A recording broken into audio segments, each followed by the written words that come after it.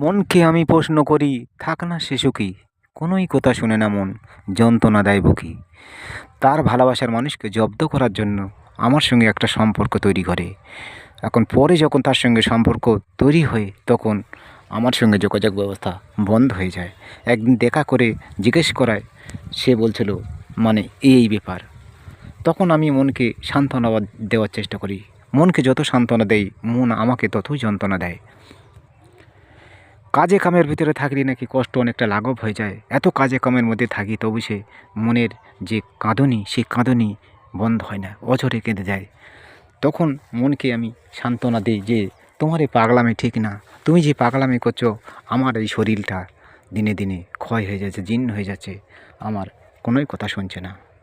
তাই বলছি যে ভালোবাসার মানুষকে হারিয়ে আরেকজনের সঙ্গে সম্পর্ক তৈরি করার আগে আরেকবার ভেবে দেখুন যে পরে যদি এই সম্পর্ক জোড়া লাগে তার লাইফটা কী হবে। ধন্যবাদ সবাইকে, ভালো থাকবেন।